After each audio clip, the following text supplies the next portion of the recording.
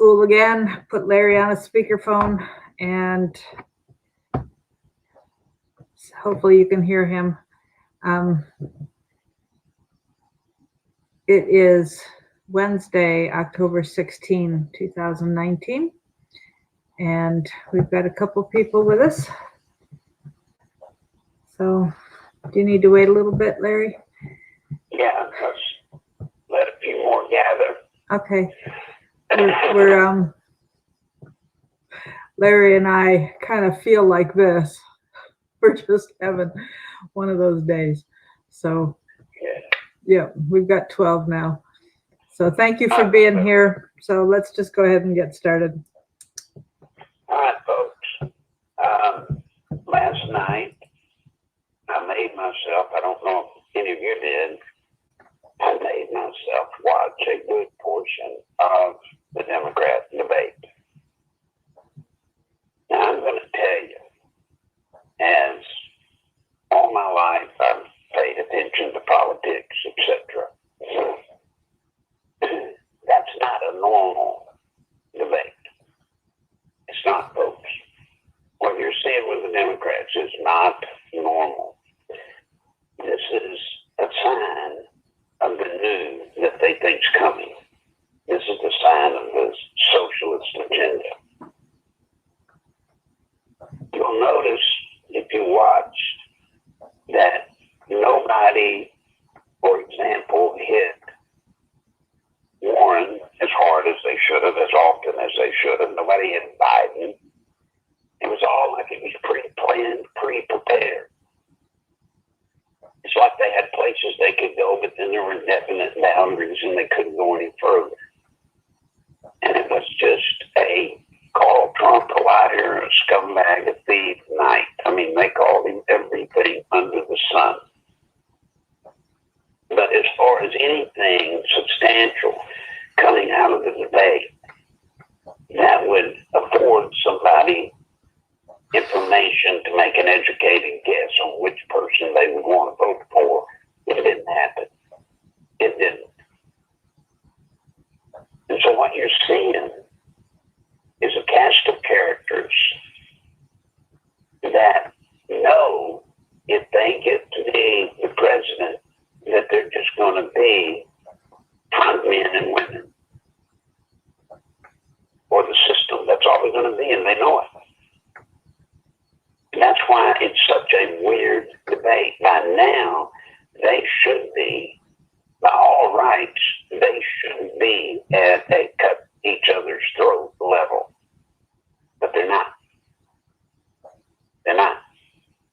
And it just doesn't feel right. I can't totally put my finger on it to the degree that I can tell you, what exactly doesn't feel right. But it doesn't feel right. Is it at all, if they're all just knowing that they're going to be puppets, do they all just not care who wins? Well, I think they all want it, but something, someone, something is holding back the natural aggression that should be taking place. If you're the queer mayor guy, Boogies, or whatever you call his name, if you're him and you're down as far as he is in the polls, or that Booker, any of those guys, if you're that far down, guess what? You've got to come up. You've got to make an impression. You've got to get your name in the lights. You've got to get out there, and they didn't. So if you're sitting there at 8% with Warren at 20-some%, and Biden at 16-17%, and you're sitting there with 8%, you've got to move aggressively to try to attack the leaders so that you get in the game. They're not in the game at that level. And nobody did. Nobody did. And then there's another thing that's peculiar. Y'all may not know it, but I heard it this morning, which kind of shocks me. Warren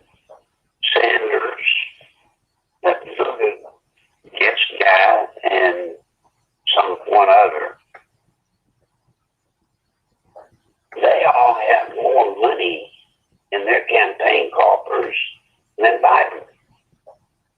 Now, Biden, according to the report I heard, is simply claiming he's got less in his campaign coffers because he got in later than the others. But that's not true. At this point, I assure you, that's not true.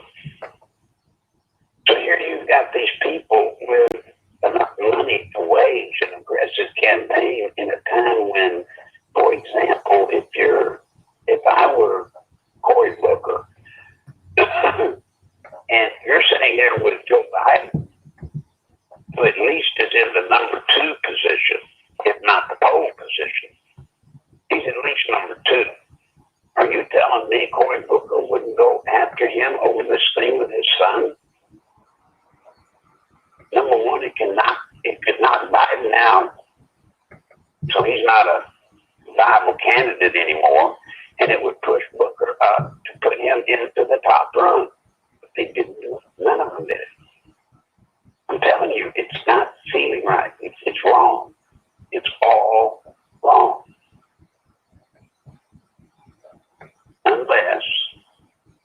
Unless you look at it through the eyes that I look through, and I see the beginnings of socialism.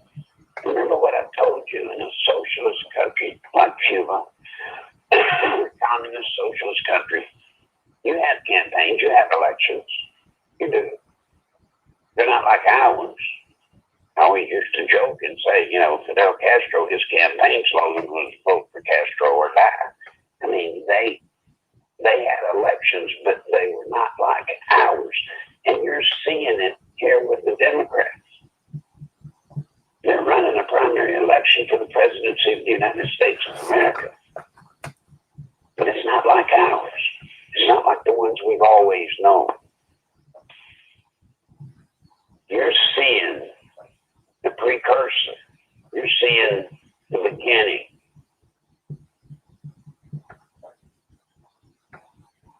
Of socialism in America. You're seeing it right there in that debate. I wonder how many people even watched it to know that there was something goofy. Well, that's another thing. I don't feel like anybody does watch. I don't think CNN, if that's who is broadcasting, I think it's CNN. I don't think they have enough viewers watching that to even be significant. Now, guys, think about it. If you're a liberal, and if you're really all horned up and tuned up over Donald Trump, and you want his hide, you want him hung, I mean, if you're that engaged with getting rid of Trump, you're going to tell me you're not interested at all in who the Democrats are going to pick to be running against him? Maybe they're all just puppets on a string, Larry. Well, that program, that debate program should have had the largest audience they've ever had. But it didn't. It didn't. Now, understanding, of course, the cast of characters that were on that stage are all jokes. I mean, they're not leaders that we would aspire to see lead our country. I mean, they're not. They're jokes. They're weak. They're liars. Guess what? They're socialists. And all they can do is give me this plan for this plan for that. I couldn't help but get tickled when I saw Gorbachev, however you pronounce her name, and she was talking about paying for college tuition, free college tuition. And she said something that was just kind of flippant, but it's significant. She said, we're not going to pay for a bunch of rich kids college free. Think about that. You see, they're literally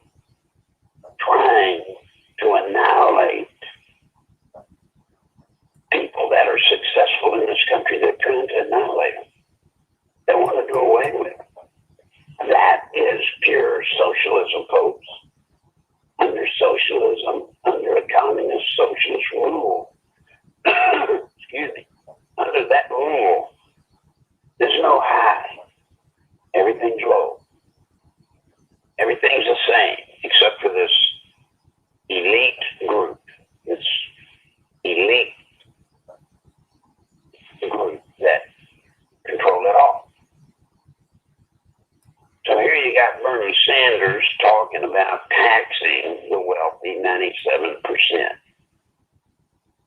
Now, are you kidding me? 97% tax.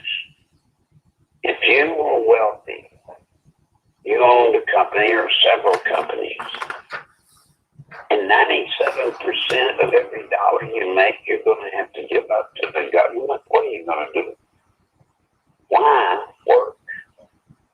Why would you go through the trouble of running a business? Why would you put up with the headaches and the crises of businesses? Why would you do that? If there's somebody sitting there going to take 97% of every cent you get in.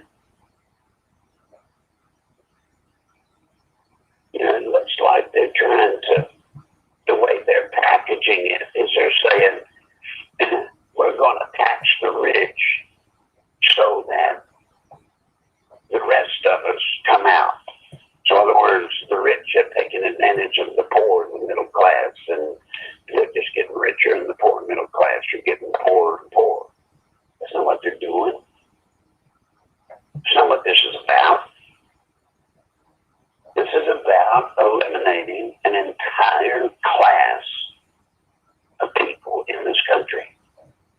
And it just so happens that this entire class of people in this country are the people that fund the industries, that create the jobs. You don't want to go after them like that, because they'll just lay down. I would, you would. No way I'm going to work my butt off 20 hours a day and let the government take 97% of it. No way. So when you hear them talking about how they're going to tax the rich to spread the wealth around to all of the middle and low income people, they're lying. Number one, if it goes to the government, we'll never see it. It won't be brought back to the people. No way. You're seeing it in front of your very eyes right now. We're all seeing it. Late spring, early summer, I saw an interview with a millennial on the news, and she was saying, we're going to have all this free stuff, and we're just going to take it from the wealthy people. And they said, and how long is that going to last? And one of the newscasters actually pointed out to her that if you took all the wealth of all the wealthy we have right now, their money would completely be used up in 3 years. Well, whoever was saying that's wrong, because if you did that, it wouldn't be 3 years worth. You'd be lucky if we made it a year with that money. But then you got to look at the other side of it, guys. If you want to go and take all of those people and shut them down, with every one of those rich people that you shut down, then you can count in tens of thousands the jobs that are going to be lost, because they'll just stop. They will just stop, and you wouldn't be able to blame them. That's what makes America free. That's what keeps us going. The fact that you can start from nothing and have a chance that you work hard, and if you're lucky, I'll admit you got to be lucky to some degree. And you know what? You can make it all the way to the top.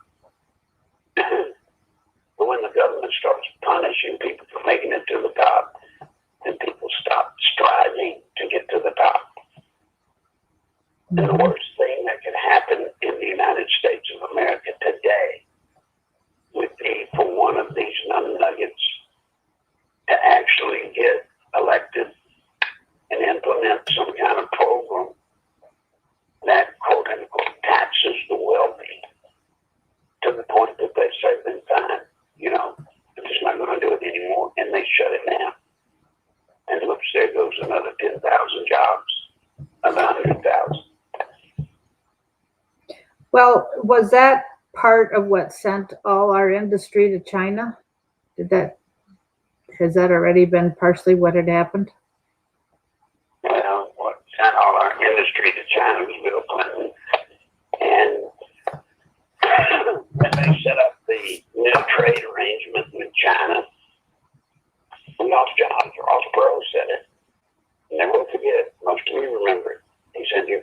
NAFTA and GATT, that sucking sound you hear is going to be all the jobs leaving America. And they did, and they have.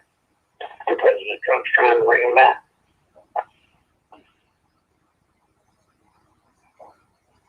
But you think we saw an exodus of jobs when China, with NAFTA and GATT, when those things passed and China started taking over manufacturing for American workers?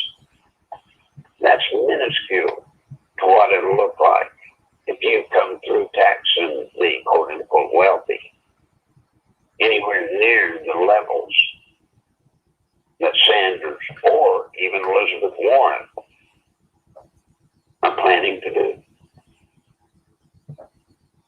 You're killing our country. And we're seeing it right in front of our eyes. Right in front of us. We have a president that is under siege, y'all. Under siege. And if you're not careful, you get caught up in how they're playing the word games.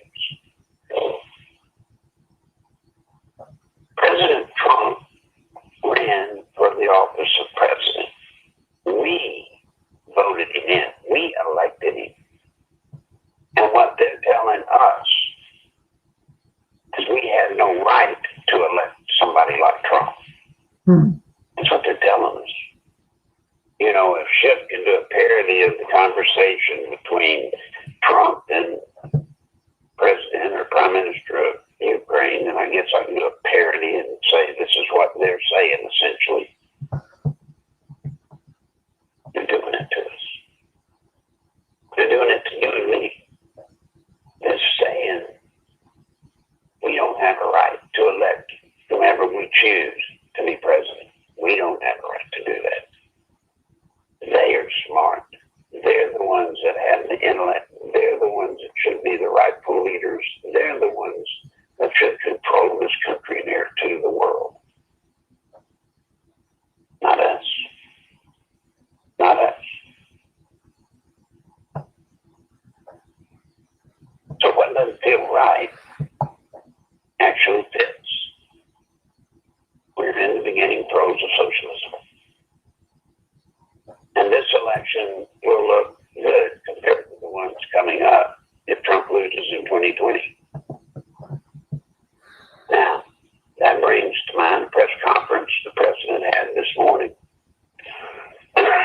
One of the key issues, here we go, kind of shocking.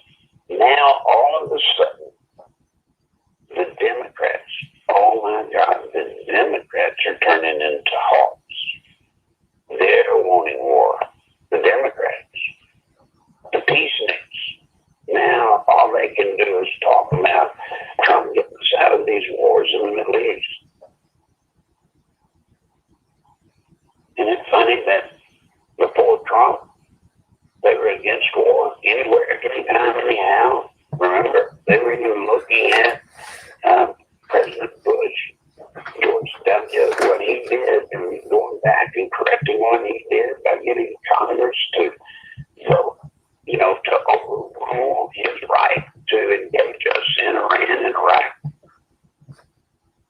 Afghanistan and Iraq. Think about it. This is the same bunch of people.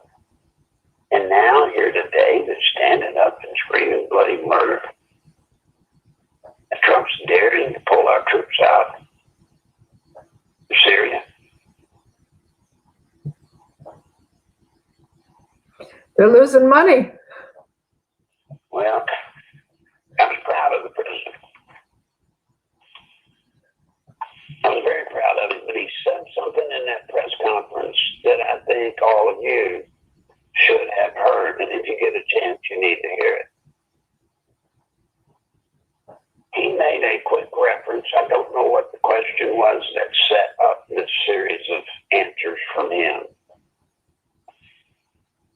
But he said that, bottom line, they were investigating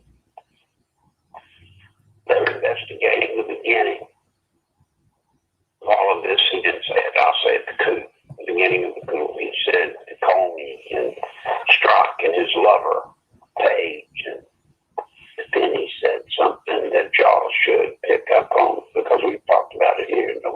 has, and since he's mentioned it, I think it's okay for me to talk about it a little more. He said, now this investigation, I'm paraphrasing, this investigation goes to Trump, goes to Obama. And he believes, he said it out loud. He said it in the press conference that he believes Obama was in the middle of it, and then he made reference to Obama, and then he said Clapper and Brennan. Now, what he was talking about there, guys, is what only y'all knew. Or no, I don't think anybody knows yet. You're it. You're all there is. There are documents that I've told you about that literally have Obama's signature on them,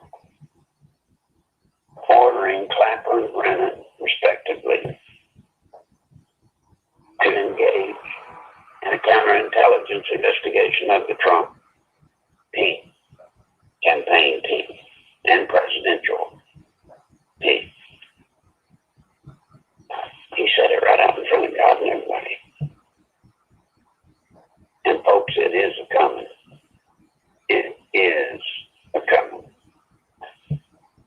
When the bad lady gets their sin, I'm telling you, all of those guys are going to be exposed.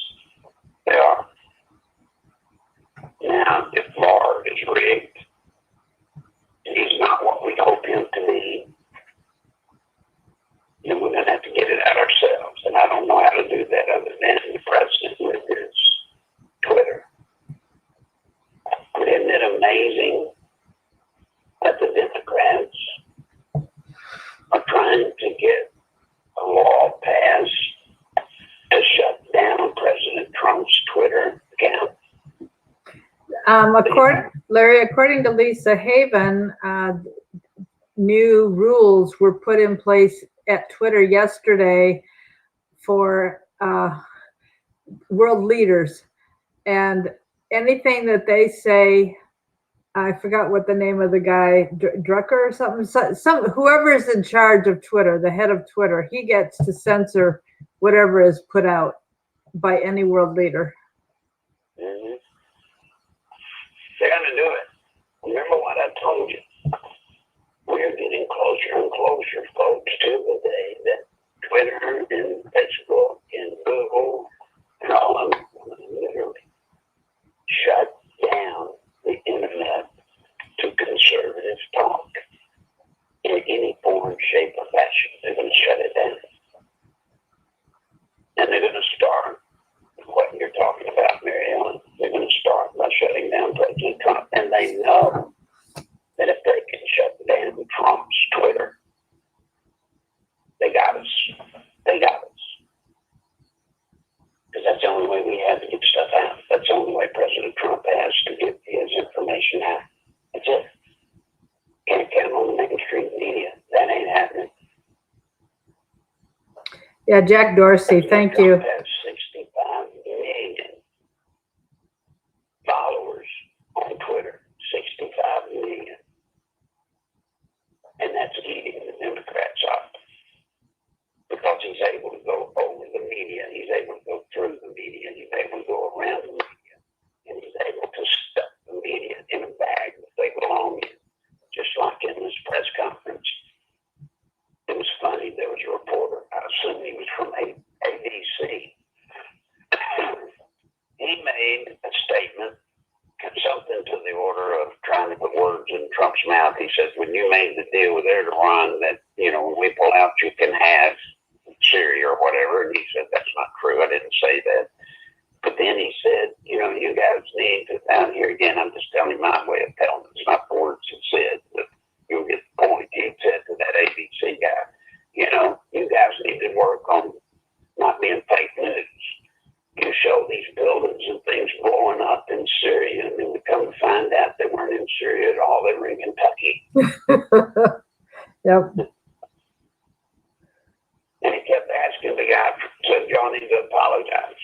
Y'all need to apologize for making such a stupid, one would say mistake, but it's not a mistake. And I thought President Trump did well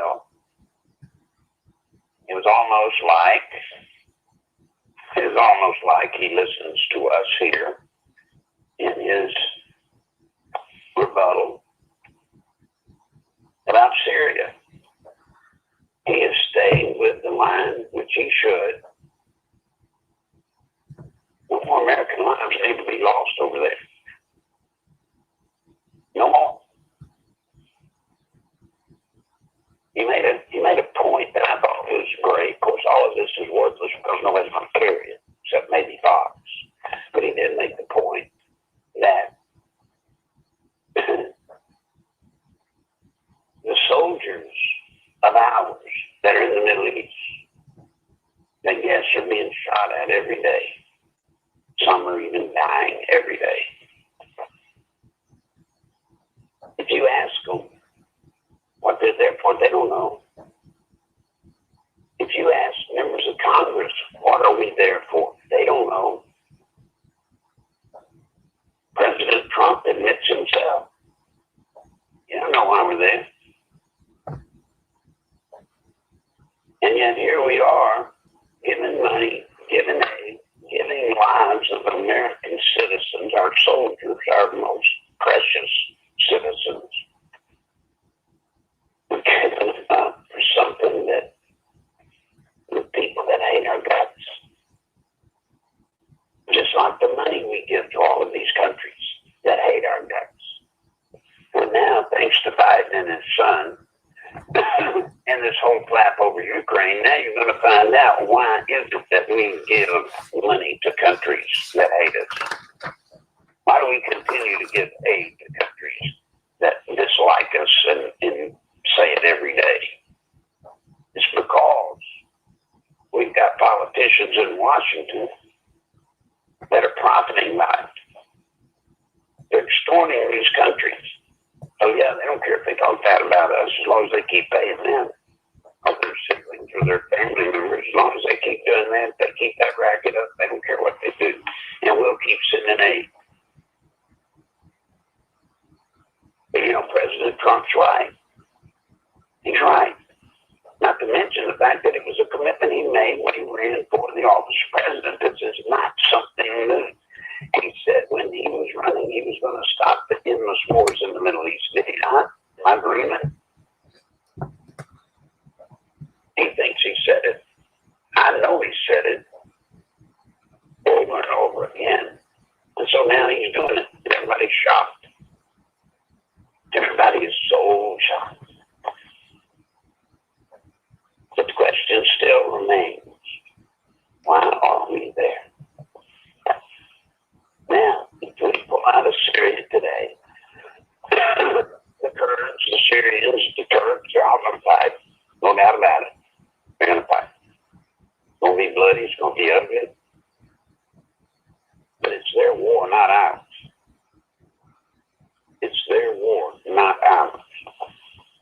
And you have said for a very long time, Larry, that before we went into Afghanistan, you had told somebody that you either make a choice to be there forever or don't go in, because as soon as you pull out, they'll go back to doing what they always do and always have been doing.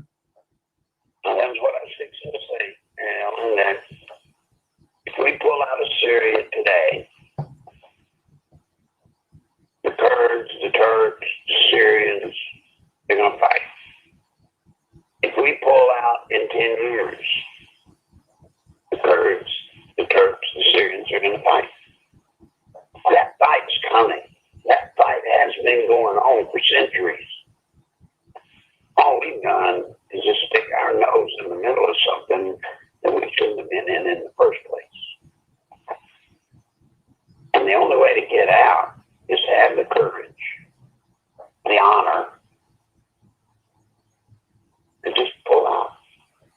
Just tell the truth and get out and don't back up from anybody. And that's what the president, I saw this morning, and whenever he did this press conference, I saw him do it.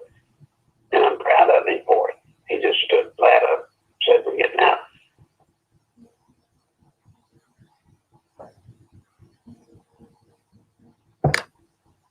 You know, guys,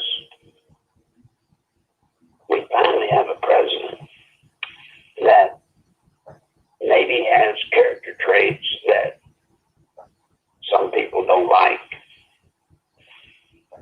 may have flaws that people wish he didn't have. But I'll tell you this, he is the right man for the season.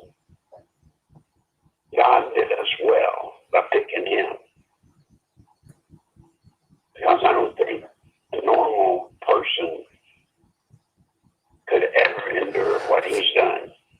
Gone through and still been able to do what he has done. Please remember that.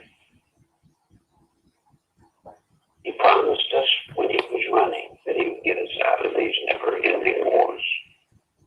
And that's what he's doing. Another promise made, promise kept. And before you go getting all teary-eyed about the Kurds in Syria and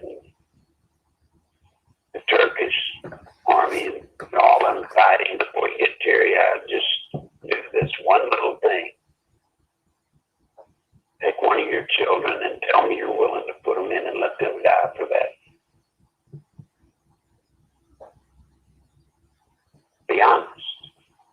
Are you willing for one of your kids or your grandchildren, are you willing for them to get over in the middle of that mess and be killed? When not a person, including the president, not a person, including all of Congress, the House and the Senate, not a person in this country can tell you why we're there.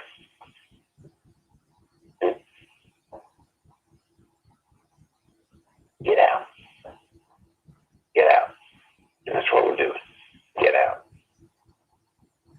My word, we've got enough on our plate, keeping our military viable and ready for the day that we have to deal with China, Russia. And we're going to have a flap of them. It's coming. It's coming. Now, it will probably be done through proxy wars. It probably won't be China attacking us and us attacking China. But there'll be some country somewhere where one side will be backed by China and the other side will be backed by us. We're going to have a proxy war coming. We better keep our military in shape and together and stop spending it on these endless wars. Do you think we're headed into Venezuela?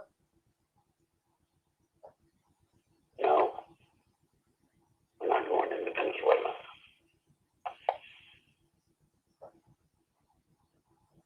We are not. But, like we pointed out yesterday, Mary Ellen, isn't it odd that during this presidential primary for the Democrats, when they're all claiming to be democratic socialists, isn't it odd? Some would say conspiracy type stuff, that the media no longer has any interest in what's happening in Venezuela. They just dropped it. It's just off the map. It doesn't exist anymore. Out of sight, out of mind. Well, they certainly don't want us looking at what's going there and have anybody say this is where we're headed. Exactly. You got it. That ought to tell you that they're serious about this. If you don't believe me, look at what they're doing. They are purposely not carrying the news from Venezuela. Why? Because they don't want people in America to equate what's happening in Venezuela to the direction the Democrats are pulling us. They don't want that comparison made. I've been on my high horse. Let's take questions. What do you got, Naomi?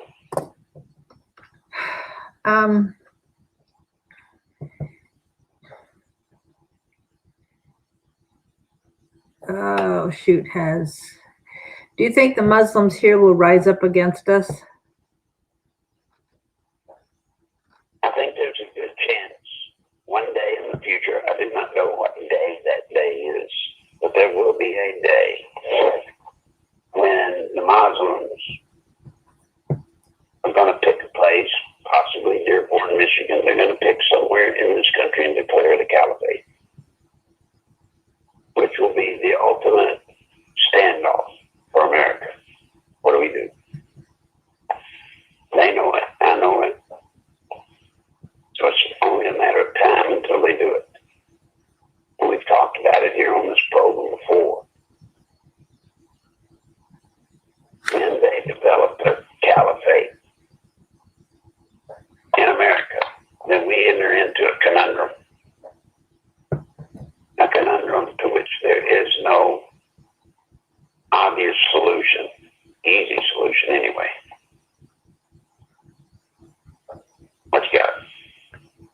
Okay, did you hear about the people they captured in India that are ready to turn on the Clinton Foundation? That had something to do with tainted AIDS medicine.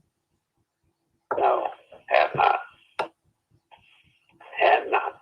So Doesn't mean it didn't happen. It just means I have not heard about it. yeah, supposedly a couple people in India, a couple brothers, were arrested, and they had a pharmaceutical company there. So Well, I know about those two brothers. I can't remember their names, but yes, they were arrested. Yeah. And whether they're flipping on the Clinton Foundation or not, I don't know. I will check. I will find out about that. I'm glad somebody brought that up because I do need to. Yeah, I think everybody's, the normal thing under normal circumstances would be to spill the truth about, why you were doing what you were doing. But somebody sent me a video of somebody who was repeating the story. And I said, well, just remember with the Clintons, most people are afraid that if they try to open their mouth, that they're not going to live to tell the story. So they need to be careful. Yes, and then if you're in a third-rate country like Mexico or India or any of those places, they can reach out and touch you there a heck of a lot easier than if you're here in America. You can die in those countries real easy. Mm-hmm. What you got for him? Why, Renee asked, why do the Democrats think we need to protect the people who hate us? They don't. That's what I was trying to say. They don't. They don't. That's not what this is about. When you see us giving money, aid packages, billions of dollars worth of aid, millions in aid, whatever, to a country that hates us, you can bet that if you could get inside and follow the bouncing ball, you will see that that country in some way is benefiting some member of our government through family members or whatever, just like Hunter Biden. I'm telling you, that's what it is. It has nothing to do with humanitarian purposes. It has nothing to do with any of that stuff. It has to do, this is one of the indicators that you need to see to show that we are extorting another country for profit, for our political leaders. And that's the reason, once again, why I've known since day one. Mary Ellen was there. She knows I've said it since day one that they had to get rid of Trump. Because Trump, in his zeal to expose and get rid of the deep state, this was bound to come up. And you're talking about taking out major players in Washington, D.C. You're talking about taking out their money. But they will get real serious real fast about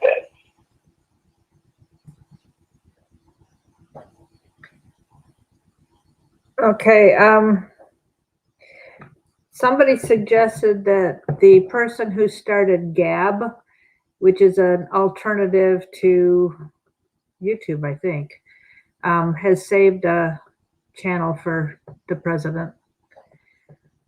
But, is Gab even going to exist, even though it was set up as a platform for the conservatives? I mean, when they take everything else down, is that still going to exist just because it was started by conservatives? No, I doubt it. Yeah. Then I believe something like that out there that could start up. And it's not that easy. Let me assure you, folks, it would not be that easy for President Trump even to transfer his 65 million Twitter followers to this other place. It would be hard. It would be time consuming, and we don't have that much time. Yeah. Somebody suggested we could use shortwave radio, but not everybody has a shortwave radio. Everybody has shortwave.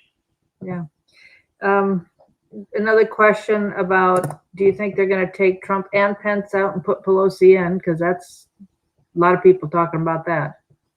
Look, I don't want to talk about possible things like that. I don't want to talk about it. I don't want to talk about the potential for assassination. I think it's obvious to everybody. You should all see it without me festering it up. I don't want to hear on the internet that people are putting it out everywhere that I've said, they're going to kill Trump or Pence. And, I don't want that. I'm not saying that at all. I am telling you that when they have run the course of the whistleblower in Russia and all of these scandals that they're trying to use on the president, when they run their course, then he better increase his security. He better.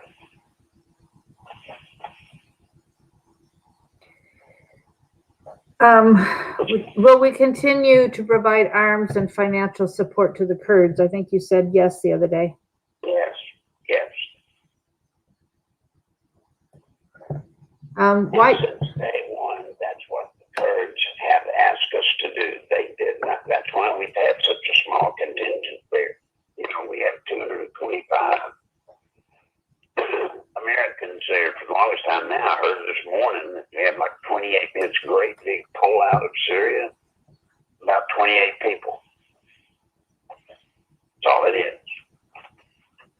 The Kurds want to do their own fighting. They don't want us in it. Part of that reason is because they're a lot more vicious and cruel than we would allow them to be. But in that region, that's how you got to be. What else?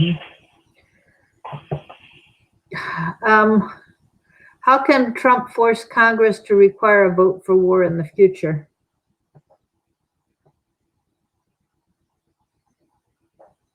I don't know that he can. I don't know that he will. Because I don't know that he wants to. Yeah. President Trump is probably as close to a true constitutionalist. I know that sounds crazy, but he is. He's really the closest I've ever seen to a true constitutionalist for president that we've ever had. He is. Why doesn't he have mosques searched? Well, part of the problem there is our Constitution. There are a lot of things I wish we could do, but what's good for the goose is good for the gander. So there are rules that the Justice Department have to follow.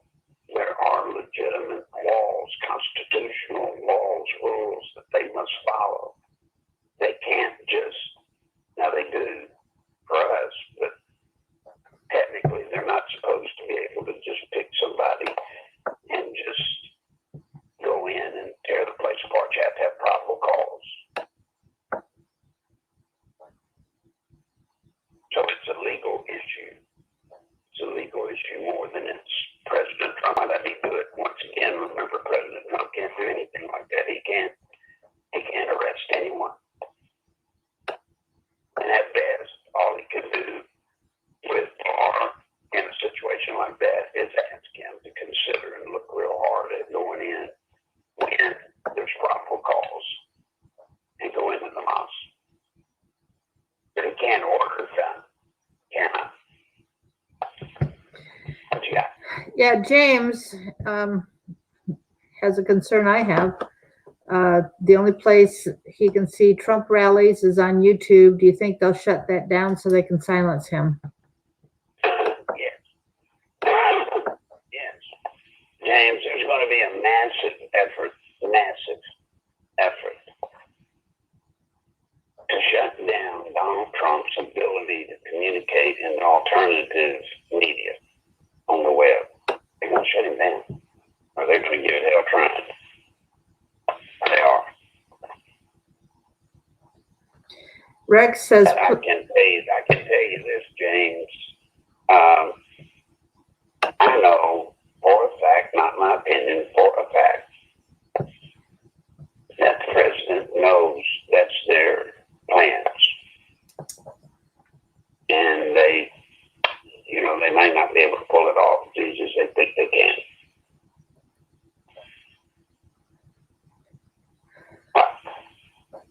Please address the elite promulgating the social justice warrior agenda to deflect the actual controversy to the disparity of wealth distribution.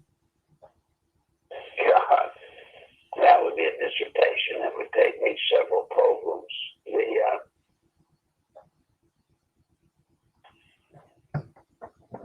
The whole talk on this social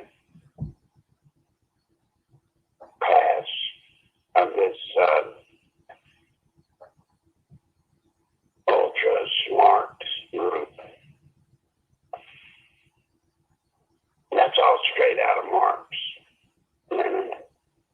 This is straight out of that. It's all about you not having enough sense to make decisions for yourself and for your family. There is this elitist group of people that are so smart, so intelligent, that we deserve them making decisions for us. That's a whole package they've got to sell.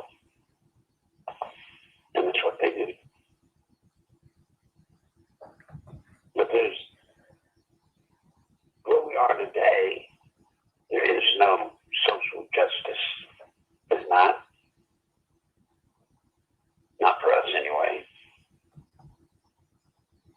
Not for us.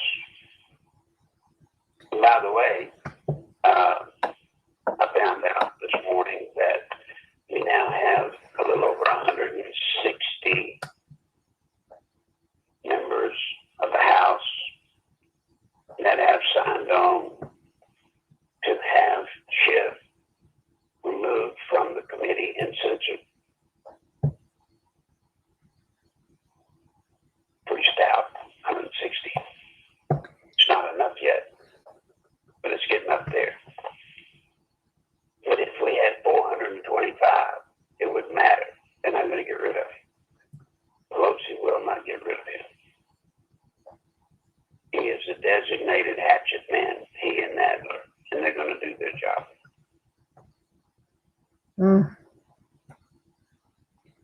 What else you got? Yeah, Chris asked, what do you think Trump talked to Obama about in their first meeting after the election? It lasted a long time. I could not say. I have no idea, Chris. But I can tell you from conversations I've had with past presidents doing the exchange or the changing of the guard, or what they call giving up the keys. It's pretty much just a state of affairs where everything actually is. And it's the first time the newly elected president gets to deal with a lot of top secret issues that are having to be handled by the presidency. And so they're passing it on. That's all I know. That is the sum total of what I know. What you got?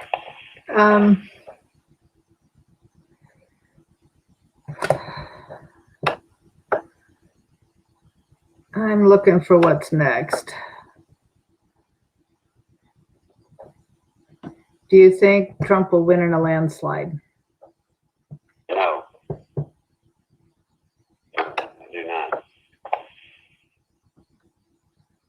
If you're able to study the 2020 election, as I have,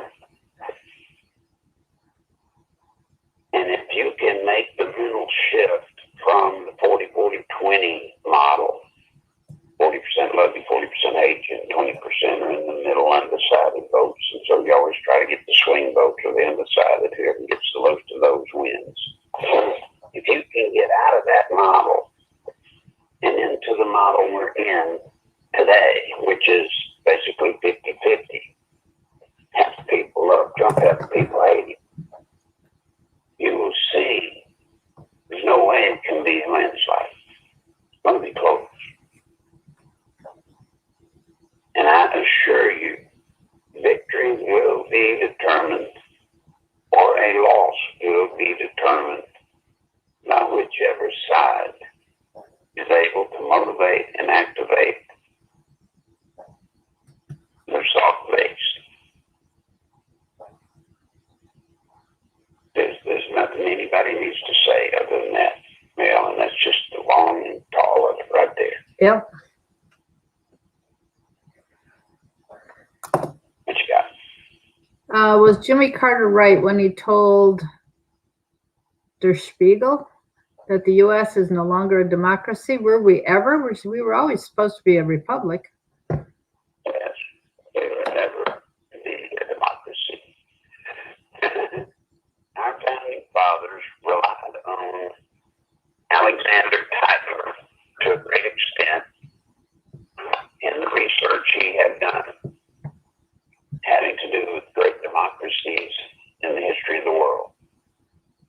And it was there that they found the reality that democracies will fail. They will.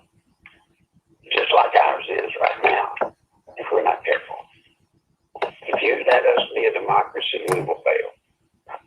Now, if we can maintain in truth, if we can maintain our ability to be a constitutional republic, we can survive. But I'll throw this at you. How long has it been since you've heard a politician of any stripe, Republican or Democrat, at any level from dog catcher to president? How long has it been since you heard a politician stand up and refer to us as a republic? None of them do, not even President Trump. And he's done it more than anybody. Yeah, but he keeps reverting back to the democracy. Yeah. Yep. What you got? Do you think we'll have a MAGA, Make America Great Congress and Senate in 2020? Pretty simple. Looking at the model, the way I look at it, which is the 50-50 model. As I have told y'all over and over, and I still maintain it today, if President Trump loses in November of 2020,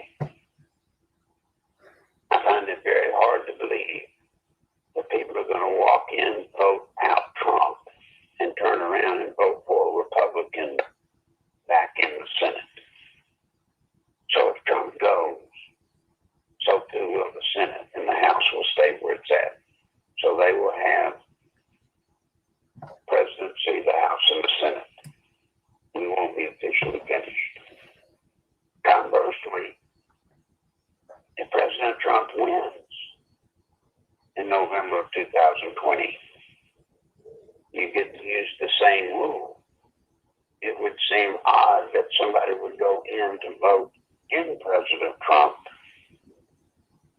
but at the same time turn around and vote to keep a Democrat in the House. So if we're successful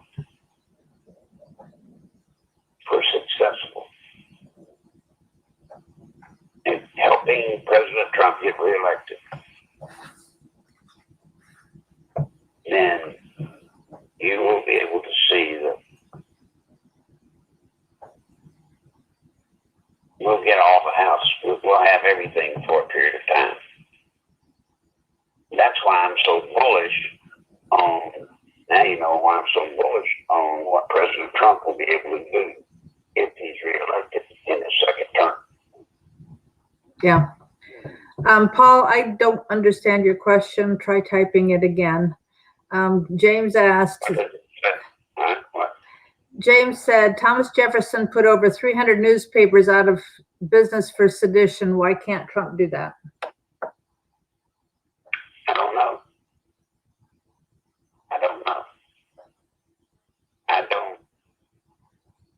don't understand that law. So I would be well advised not to even speak of it because I don't know the law in that regard. So forgive me.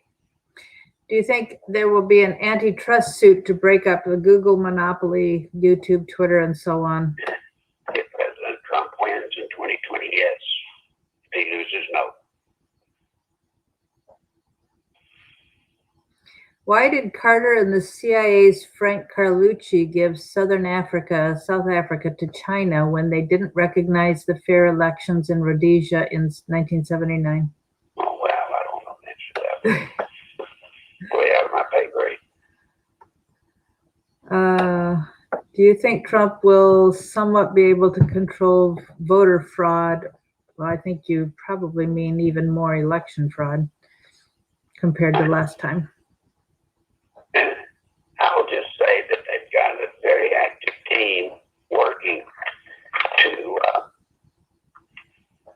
try to cancel it out. Larry, I heard somebody on YouTube recently complaining that Trump had promised to deal with the fraud in the prior election and has let it go. I think we have discussed this question before, but why would he not have pushed for checking on things in 2018? I don't know that he's not. I don't know that. Well, I got to be careful what I say. Just the whole matter of the election in 2016, that whole matter is not resolved yet. It's not. There's still stuff going on. That's all I can say about it. Is Giuliani compromised? No. No. They'd like to make it seem as though it is. But he's not. He's not in truth and in fact, no. Okay, good. No. Why is the left, Ben asks, why is the left constantly pushing gun control? Do they really care about gun violence? They want to strip us of the security we have in knowing that we can protect and defend ourselves. They don't want us empowered, Mary Ellen. They don't. Yeah. Empowerment comes from money, of course. That's why they do everything they can to strip us of any wealth, because they don't want you out there with enough money to control your own destiny. But then the same holds true with gun control. They don't want people being secure. They want you to depend on the government for everything. Yeah. With the media showing the police shooting people in their homes, do you think this is just a plot against law enforcement agencies to make them look bad?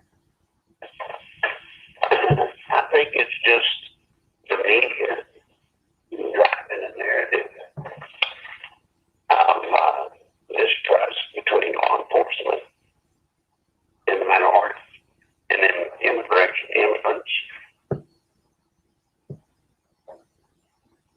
Okay. They're trying to increase that tension so that it may explode, and then when it explodes, guess what? Yeah. We've got several James in here, 3 today. Does the government have technology to make people irritated through their cell phones to push civil unrest? I don't know. I shouldn't think so, but who knows? The people who say it does. That's one of those things that I don't know about. Is Pompeo on board with Trump? Yes, very much so. Very much so. And Chris says she saw Eric he or she, I don't know if it's male or female. Chris saw Eric Holder trying to gerrymander congressional districts. Do you know anything about that? They are. They're doing that big time right now. Well, they sure did it in Maryland. We've got the second, I live in the second most gerrymandered district in the United States. Well, they're trying right now every trick in the book to facilitate winning in 2020. That includes election fraud. That includes media.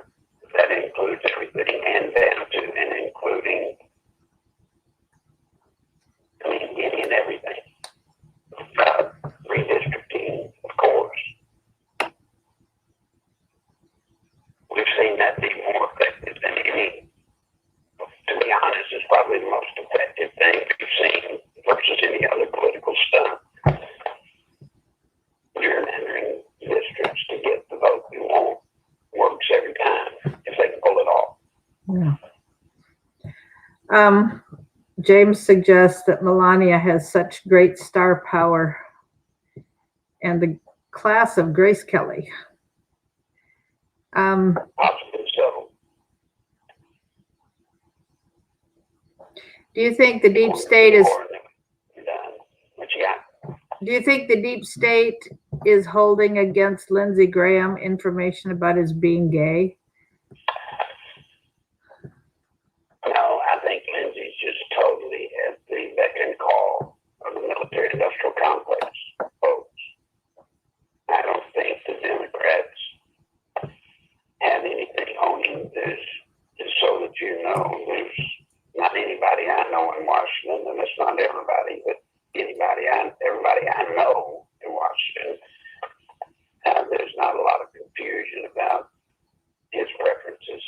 And he says he's asexual, which, okay, fine, whatever. But you're not going to hold that over him. Military-industrial complex, they've got him. John, Larry has said for the last couple of days that Obama was not executed in Gitmo. So that's the answer to that. That's right. And there was another comment that I wanted to read to you. No, I guess I got them. Somebody's asking about Ruth Bader. Pam said, it's crazy for them to offer free college because communists don't want an educated population. Well, except they will tolerate an educated populace if the education is prescribed. Meaning, if they get to write education the way they want to write it, and make it look the way they want it to look, and say what they want it to say, and lead people in the direction they want to lead them, yeah, they'll allow it. Yeah. But independent education, no, it's history. So how do we prepare for the coming of socialism? You don't. You do what I've asked, and I beg everybody to do it. Stop it from getting here. 2020. Yep. Everybody that you can get your hands on, you make sure they vote. Please. Yeah. Like I've said, it's so simple, it's hard. Do you see similarities between Trump and Kennedy, and do you think there's any danger to him going to Dallas tomorrow?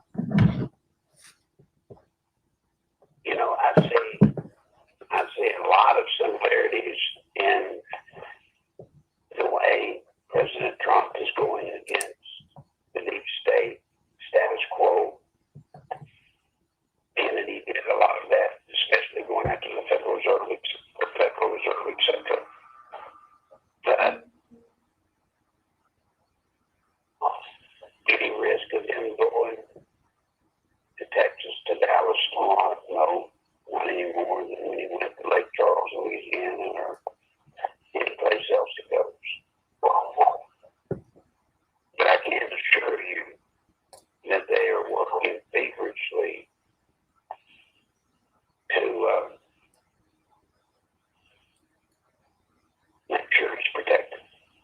Yeah.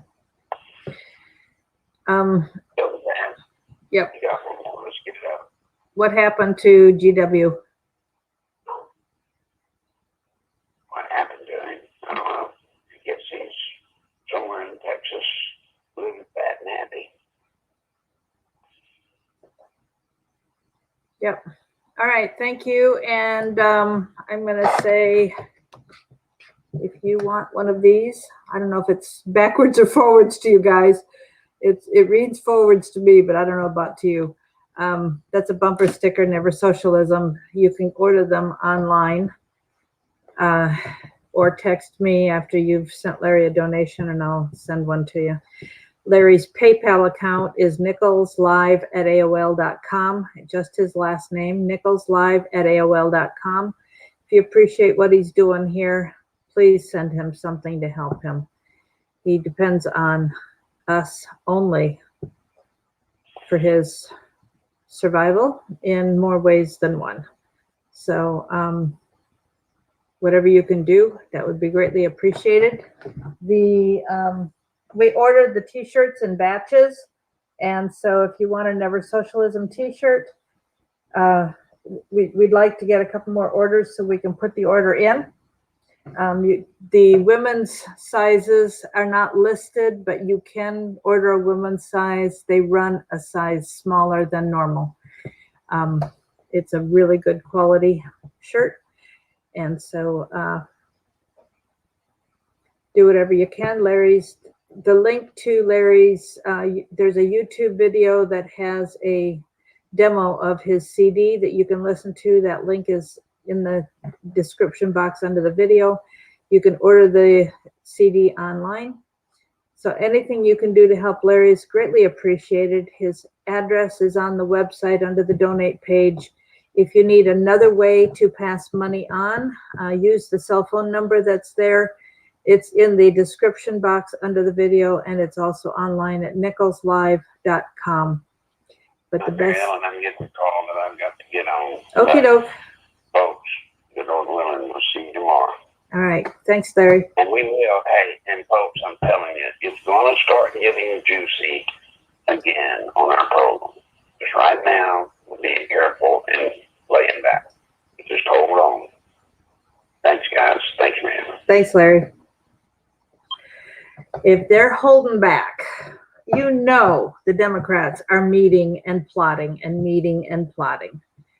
And there's a lot that has to be done to stop what they're plotting. And you know, the interesting thing is, because Larry attended meetings of the Progressive Council, you know, he wrote the 86 plan. He wasn't the only one, but he's the only one that really talks about it. The 86 plan, they're following it, and it works. It is very successful. So like people have said to Larry, hey, you wrote the plan, so you're the one who has the potential to help us figure out how to monkey wrench it. It was, yes, Mimi, he does have private security. Trump does. He still does.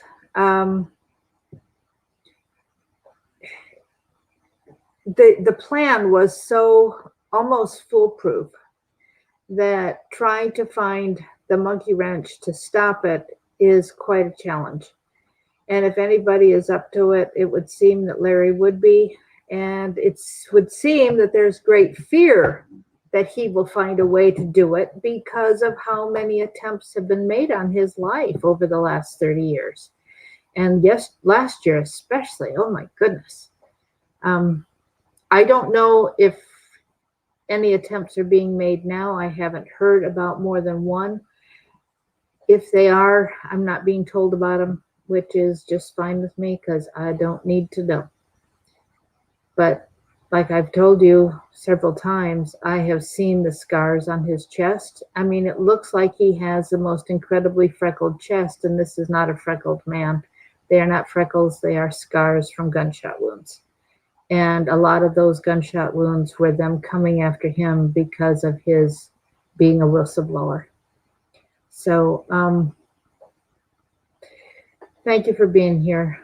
Please do whatever you can. And I'm sorry we have to ask every day, but those of us that can't do anything, can't give anything, we can pray and we can ask the Lord for, pick a number and ask God to provide it. So thank you very much. And James, there were over 35 attempts last year alone, and that's just 1 year. So he's been fighting them off since he first turned and started whistleblowing on the truth of what was happening in Arkansas in the governor's mansion. So it's perpetual. He stands ready at all times. He's told our conference call that we used to have with him, and he will start his wife's car to make sure if it blows up that he's the one that goes, not her. He has done this every single day of their marriage for 30 years now, every single day. And when I visited, as I've told you before, the first thing Larry did when I pulled up, he came out to the driveway, which I didn't expect him to do because he's on oxygen. He was. And he came out, and the first thing he said was, "Now don't you get near your car without checking underneath and make sure nobody's put any bomb or anything under there. And when you go back to the hotel, you make sure you don't just park out front, you tuck your car away where it's less obvious." So this is, and I chuckled and I went, you're joking, right? Thanks, Paul. He said, no. He got very, very serious. He said, no, I am dead serious. So he lives with this level of danger against him every single day. So is it any surprise that he's dealing with some health issues given that kind of stress? How can we be surprised at that? And we really don't need to blame anything but this level of stress on whatever health issues he's having. Not that there aren't other contributing factors. We never get sick from just one thing. But certainly the level of stress that his family is under is horrendous. And those of us that work closely with him feel it too. So your prayers for anybody close to him is greatly appreciated, while you're also praying for him and praying for the safety of our president. So, I've heard rumblings about Trump going to Dallas tomorrow, and, people are saying he's like JFK, and so, people are going to say things. So just say an extra prayer. We are going into, this being October with witchcraft involved with Halloween. There's a lot of evil that is going on behind the scenes that we know nothing about. So your prayers and warfare against that is greatly appreciated and greatly necessary for our country. I don't know how many of you can feel the battle or are aware of the battle, but the battle between good and evil is pretty obvious at this point, in my opinion. That's my opinion. All right, with that, a reminder, Larry's PayPal is nicholslive@aol.com. If you need another way to donate, feel free to send a text message. The phone doesn't always work real well on the house on a call, but I'm going to put the phone number in here. So, sorry, I'm looking down at my cell phone. So I can type it in because I can't type it in on the computer. So thanks a lot for being here. Help with whatever you can, and what you can't help with personally, financially, pray it in that somebody else will be able to. So thanks a lot. God bless you. We'll see you tomorrow. Bye.